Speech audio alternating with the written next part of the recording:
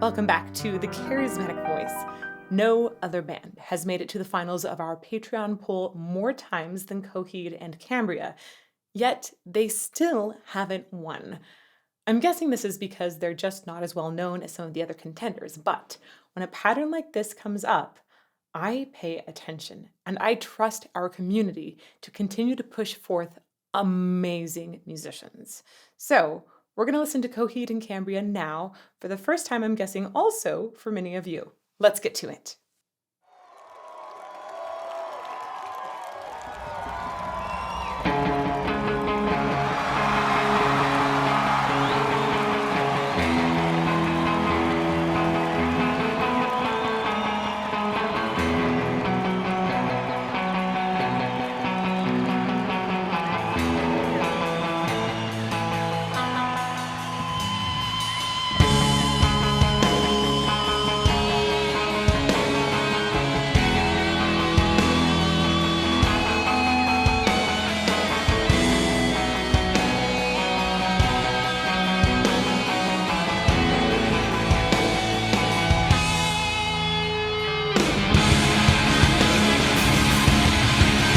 Wow.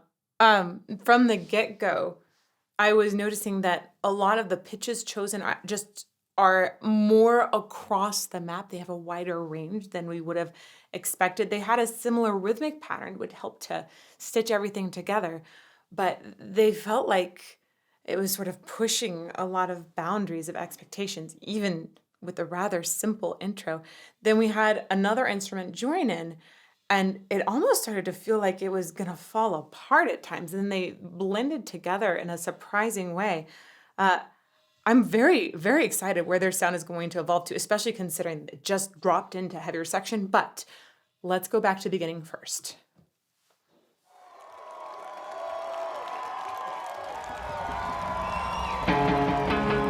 What a cool sound on the guitar, too. Very interesting tone. Feels almost hollow.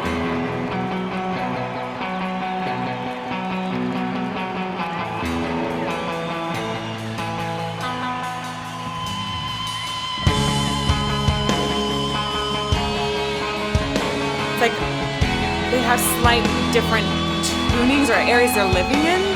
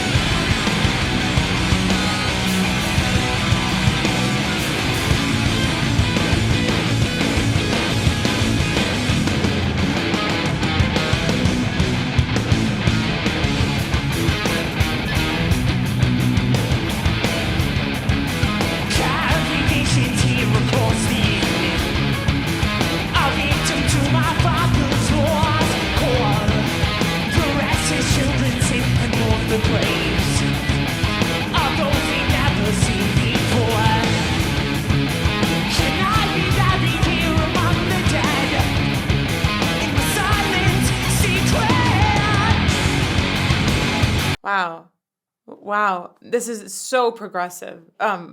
It really feels like it's pushing a lot of limits, yet has stitched things together. I'm gonna go back one more time. It almost sounded like there was some tuning that they were purposefully shifting slightly out of tune to give some extra discomfort into the music. It's very smart, actually, if that's what you want to bring.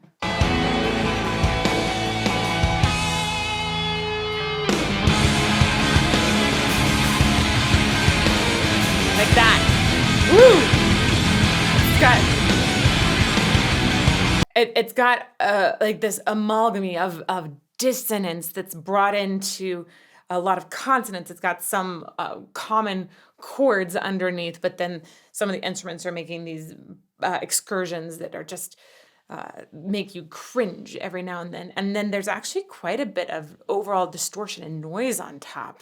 I guess it kind of feels like wartime, which I understand is where this song is set.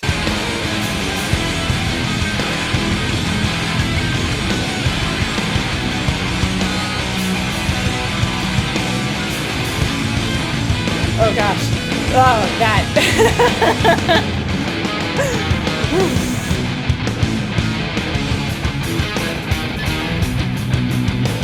And then suddenly unison on this part.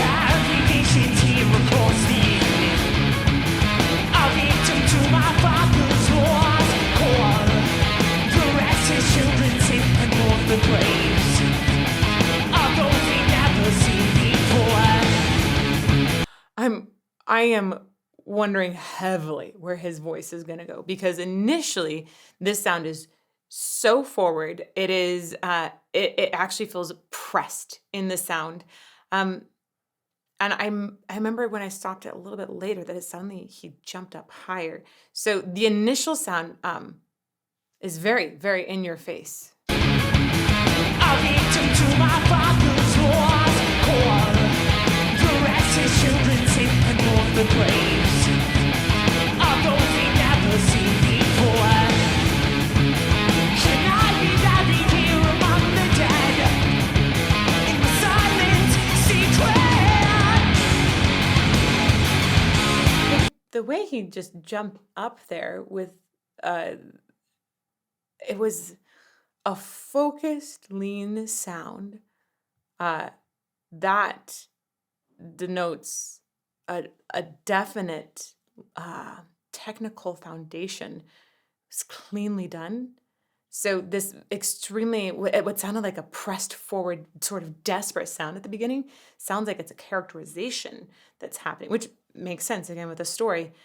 The way he jumped up there, like it sounds like he's got a crazy high range. Although we never seen before, can I be buried here among the dead in the silent secret? The pioneers are dealing with anything march for one, or really bad worthy. The truth be told, the time was lost. Wow, he has a certain a certain cry, and every now and then like a youthfulness to his sound. Very, very interesting. I just heard he was about to go somewhere else, so we'll keep going.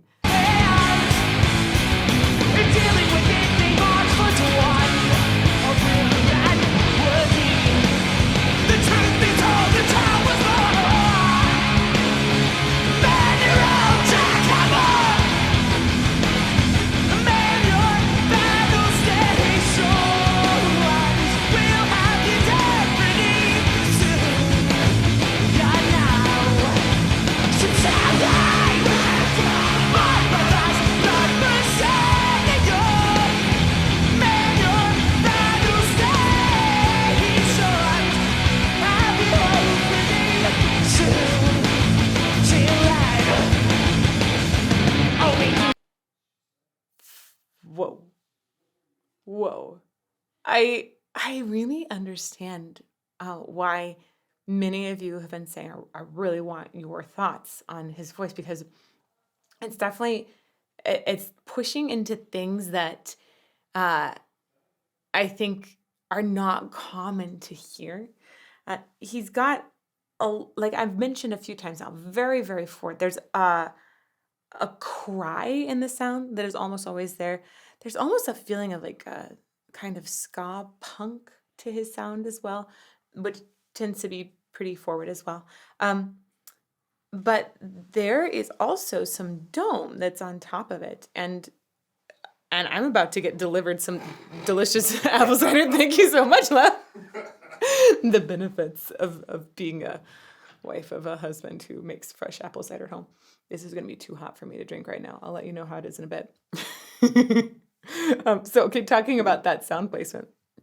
So we've got this, but we also have dome on top. Like it feels like there's sort of a lid that comes up, and he's able to go not only here with this upper extension in pitch, but it sounds like he's able to lift some resonance that goes into this area without necessarily getting full, throaty, deep. He's able to stay also in a like heavier engagement. He's not flipping fully into falsetto. So lots of interesting things. But then you add to it that there's some really interesting distortions happening. And uh, I just I find it intriguing. I'm gonna go back a little bit to that section again.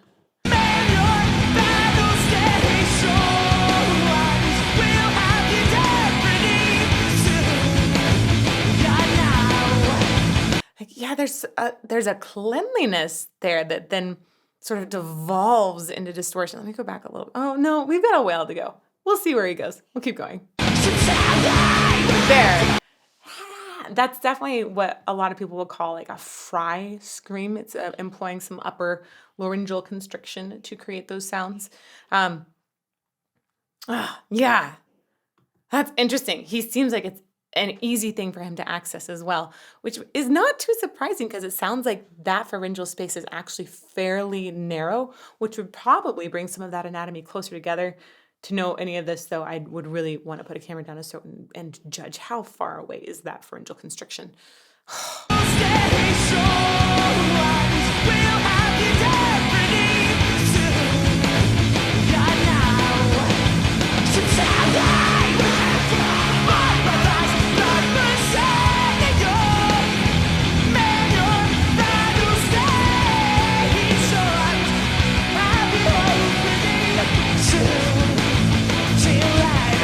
It does that when he comes down to that suhun, it does sound like there's a teensy bit of like extra pressure there that I don't love.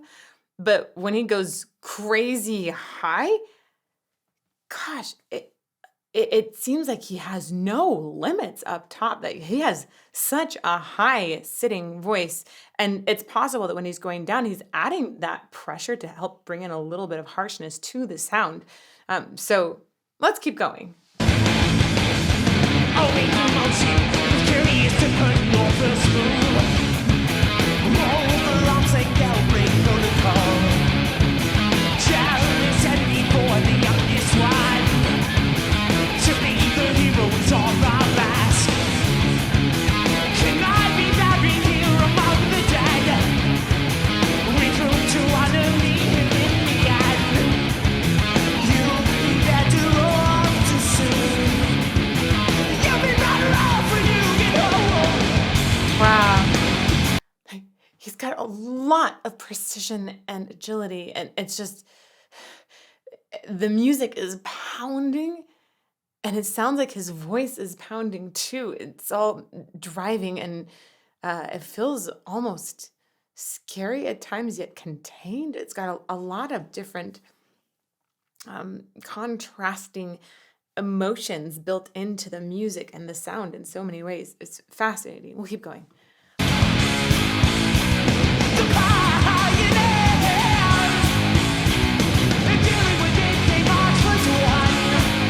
Wow.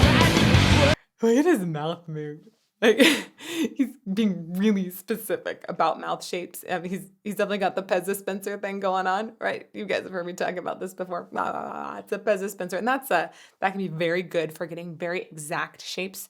Pez dispenser sometimes doesn't work for the casual element.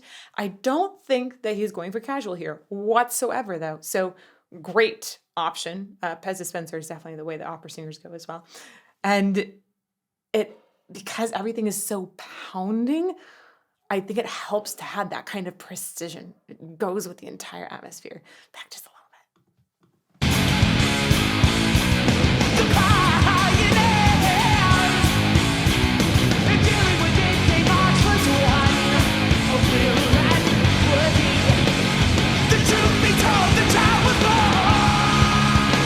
Wow.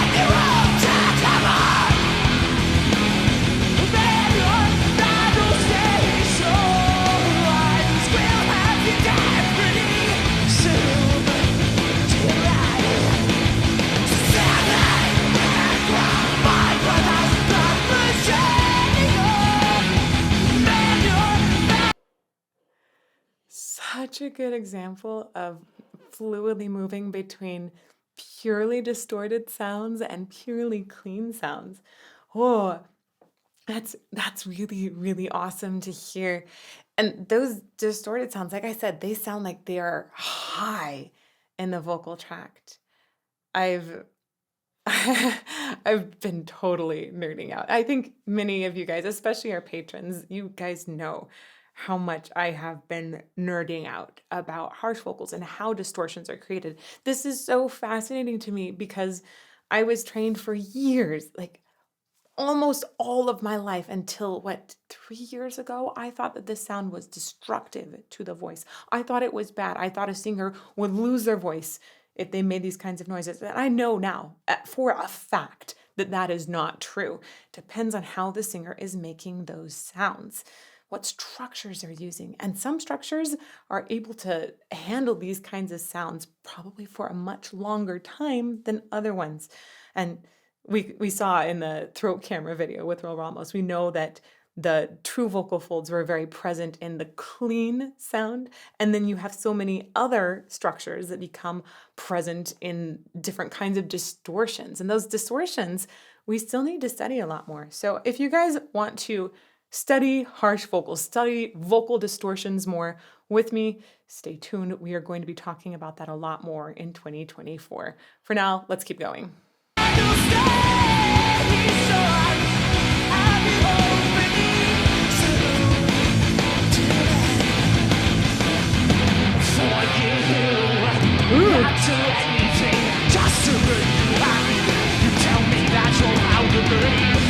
Oh, so fascinating how his vocal tone is going with this very gnarly guitar sound in there.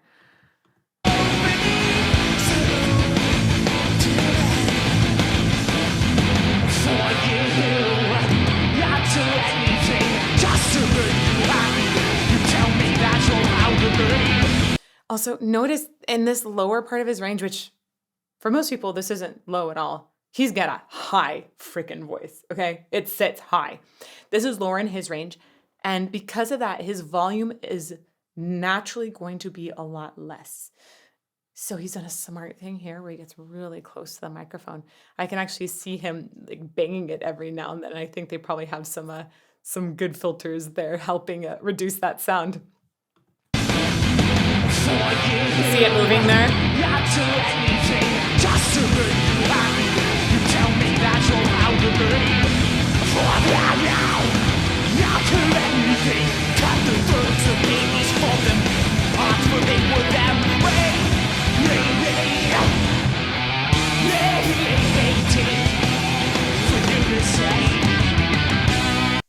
Very interesting how he's almost like bringing in a goblin sound in that section. He's so fluidly in and out, and truly, I think, adding the distortion completely separate from the pitch. He's got a clear melody that he's following with pitch, and every now and then, as an extra expressive ability, he'll add that distortion in.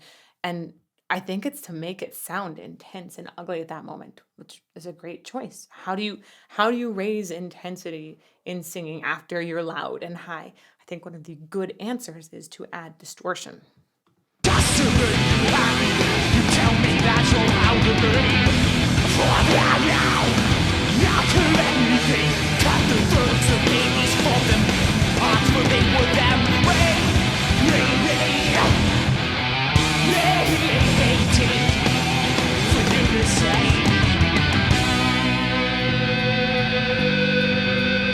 This is going to pause and slow down before it does entirely. Just have to point out, he's been totally killing it at playing and singing the whole time. There are a lot of lyrics that are going by. He's really juggling a lot of different muscle engagements happening in here, much more than clean singing often will engage. So he's juggling a ton of things just vocally, mentally with those lyrics, and then to add very progressive music that he is playing with at the same time. It's all crazy. So I'm going to have a quick sip of apple cider in honor of massive, massive talent and dedication to hone that talent into something that is so sophisticated. Cheers.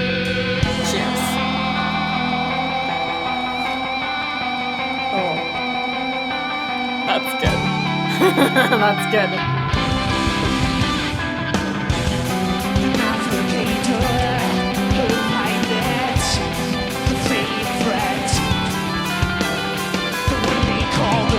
affairs, the payoff, but now for danger, climax, the favorite. Wow. It almost sounds like we have instruments playing in two different keys at the same time, or definitely these tonal centers, right?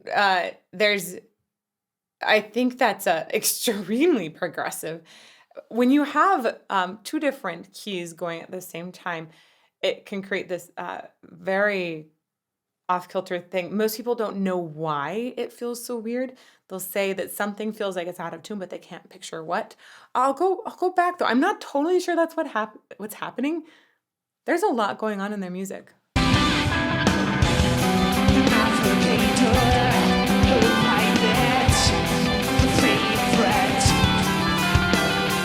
Yeah, it sounds like that, like bitonality.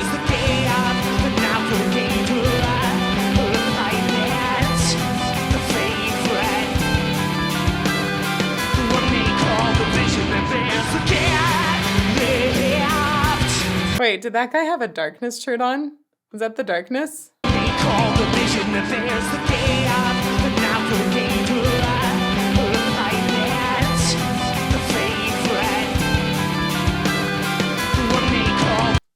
I think that's the darkness. Yo, Justin, shout out to you. Your channel is awesome. Let's keep going.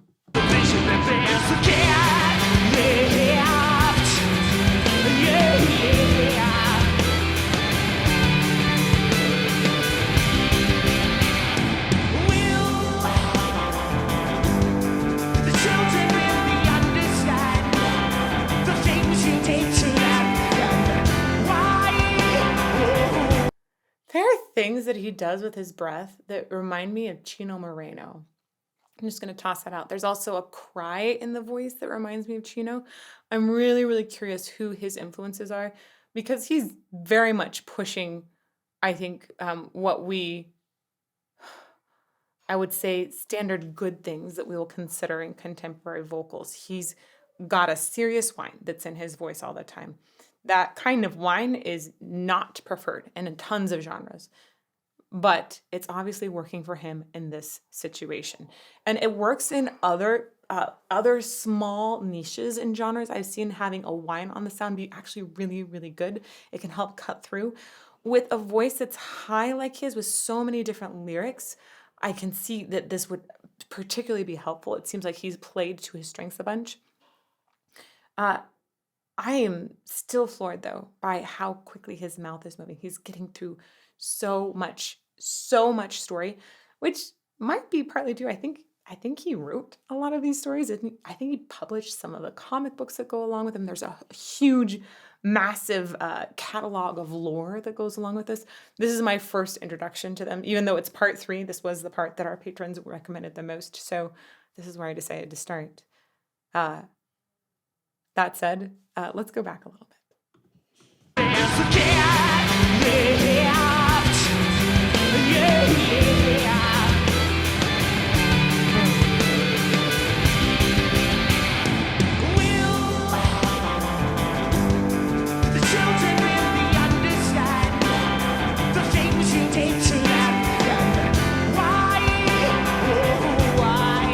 That is like a classic, great example of mouth shape shift with a diphthong. Y is going to have both an A and an E vowel in it, and you see a very clear change, like you would with an opera singer.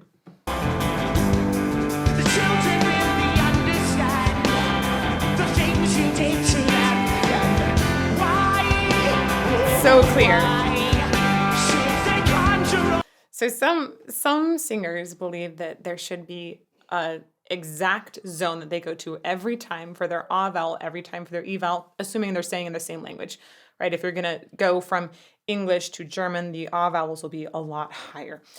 But they'll have a specific position that they go to that might shift a tiny bit depending on how high you are, if you're a passaggio, if you need to make any sort of vowel modification. With him, it looks like he's actually trained very specific positions. I see this sort of Pez dispenser mouth happening over and over, and it's really impressive how quickly he can rotate through all of those shapes. Back again. children really understand the things you did to them. Why, oh why, should they conjure up the will for you, my love, I would kill. We're coming home pretty soon. Oh, We're coming. wow. I feel like that's the first time I actually got to see his hair more fully. It looks like you've got some layers there. Wow. Incredible hair. I feel like he's giving Slash a run for his money here. Oh, let's go back. We're coming home.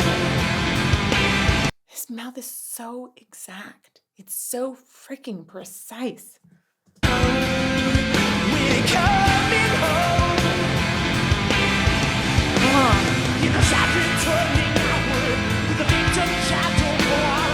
So the irony grow hungry, with the victory in all they sought. We want one among the bands.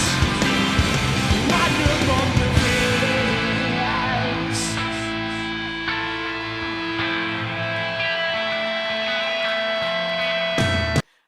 That last section, before we move to the next one, that last section just had this beautiful longing in it. It had that pressure still the whole time. It feels like things are just in a disarray in so many ways. Yet there is this clear longing. I love the longing in the voice when it talks about coming home at one point. That was really, it was heart touching. The whole thing has had a very fascinating story, both in the lyrics and in the different chapters of the music. Definitely, it feels like progressivism, but I'd almost call it like neo-progressive because it feels like it's pushed beyond what progressive was 20 years ago.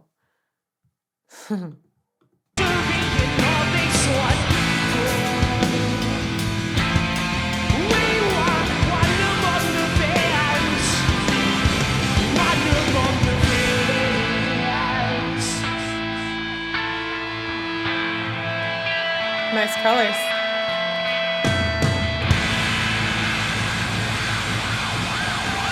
Woo!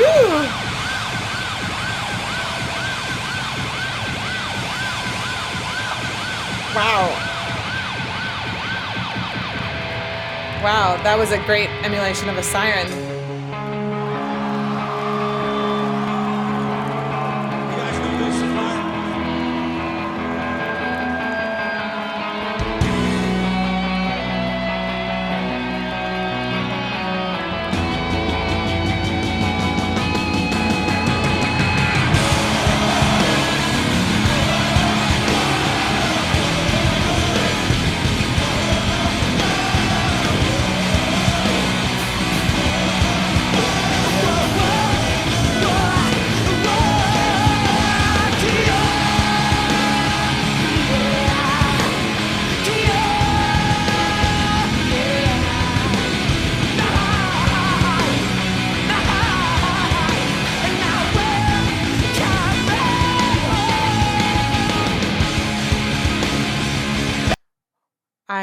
The moment they got into this section, I started getting chills, and I've had this continuous like rundown of like prickles along my spine, my back, my arms ever since it started. There's something about the plea, the cry, and the sound, and the way it also feels like it's falling apart that reminds me of Chester Bennington here. But whatever the combination they hit, there's some sort, look at that, look at the replay there. There's some sort of magic that happened right here that it feels like it's beyond words. It's just, they tapped into something incredibly emotional, incredibly primal. It feels like everything suddenly has broken loose. It's overflowing. You guys know this part? My heart is pumping in anticipation of it again. Already, first time.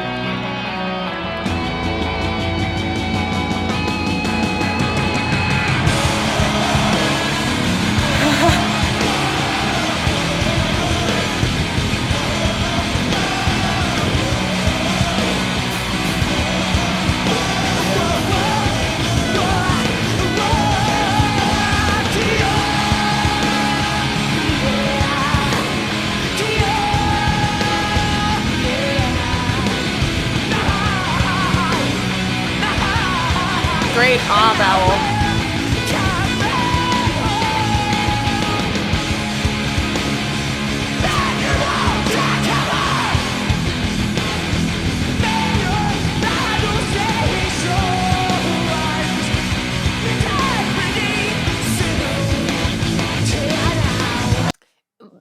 The high extension he has is crazy impressive. It's really, really, really high. And then add to that some high fry in there. Whoa.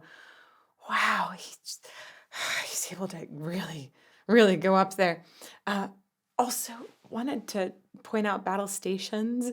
When he goes down on stations, he messes around with the vowel of stations so much, and it's very deliberate. Think about all of these precise vowels that he's had all along. He really shifts that one, and I'm not sure what the reason is, but it's distinct.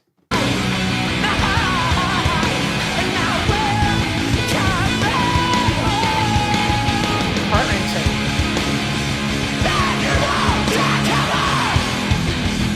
Wow.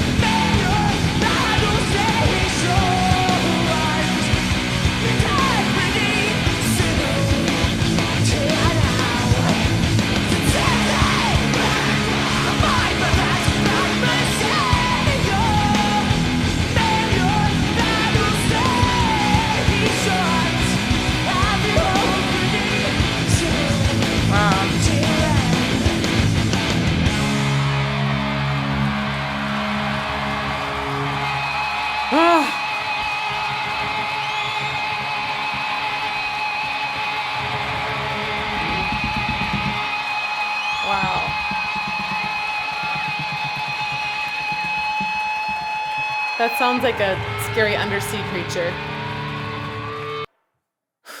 What an unexpected voice. There are so many different details about his voice that honestly have me a little bit perplexed still. He pushes the boundaries in so many different ways, and the music feels like it's outside of all boundaries. Well, that's not true. There were some common chord structures, scales, but it definitely does not stay within any sort of normal musical boundary. Wow. I'm going to take a while to digest this a little bit more. I think I'm going to listen to this hopefully on the album version. I want to hear how they've mixed a lot of things in there. So I'm going to go check that out. And while I'm doing that, here's a list of really awesome songs that patrons have recommended before. I hope you'll check that out. And may you fall more in love in music. And may you fall more in love with music every day. There we go. That's the sign off. And may you fall more in love with music every day.